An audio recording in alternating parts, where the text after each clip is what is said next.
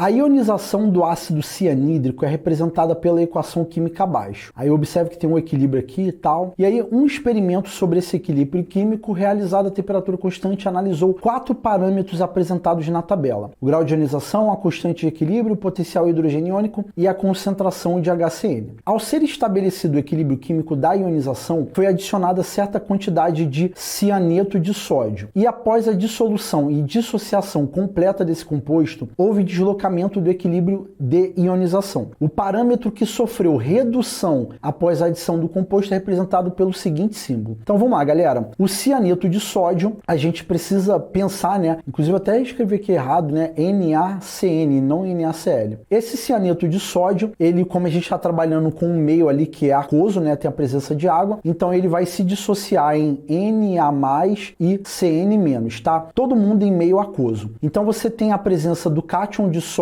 e do ânion cianeto. O ânion cianeto, né? Ele seria o quê? Ele seria um íon comum. Então o que eu teria? Um aumento da concentração de cianeto vai, de acordo com as regras de deslocamento de equilíbrio, deslocar o equilíbrio químico para a esquerda, no sentido da formação do ácido cianídrico, ou em outras palavras, no sentido da reação inversa. Então, se eu estou deslocando para a esquerda, eu teria um aumento da concentração de HCN no equilíbrio. Então, a alternativa D, né, que fala que, inclusive eu estou marcando aqui, na verdade, eu estou marcando para descartar ela, tá? Descarta aqui, porque ele quer o que teve o que? A redução. Então, o parâmetro concentração não teve redução, mas sim teve um aumento. Então, descarta o HCN. E o aumento se deu porque o equilíbrio foi deslocado para a esquerda de acordo com as regras de deslocamento de equilíbrio químico envolvendo concentração, tá? E aqui o cianeto é um íon comum, então vai ser o efeito do íon comum ali. Agora vamos lá. O segundo parâmetro, que seria o potencial hidrogeniônico. Aqui há duas coisas para a gente poder observar. Primeira, se eu estou deslocando para a esquerda, no sentido da formação do HCN, no sentido da reação inversa, eu estou retirando o H+ livre. Se eu estou retirando o H+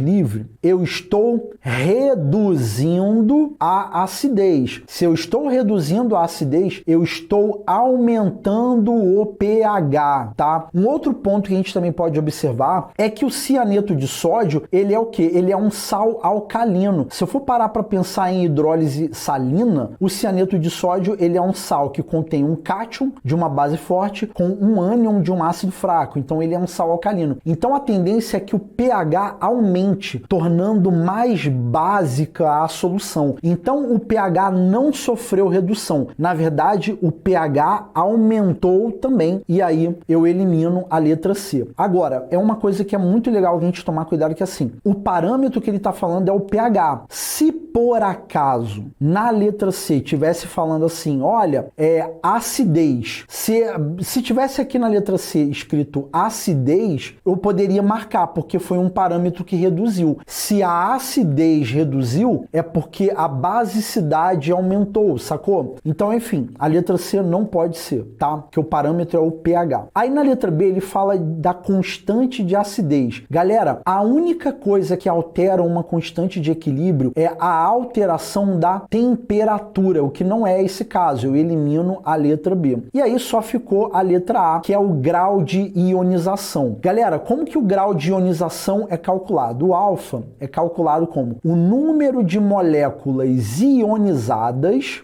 moléculas ionizadas dividido pelo número de moléculas iniciais. E aí o que acontece? Iniciais que eu digo inicialmente dissolvidas lá. Quando você adiciona o cianeto de sódio, pelo fato do equilíbrio deslocar para a esquerda, você está reduzindo matematicamente o número de moléculas ionizadas. Então, pelo fato de reduzir o número de moléculas ionizadas, quando você vai efetuar o cálculo do alfa, esse alfa vai reduzir o seu valor. Então, galera, a letra A é a alternativa correta para essa questão.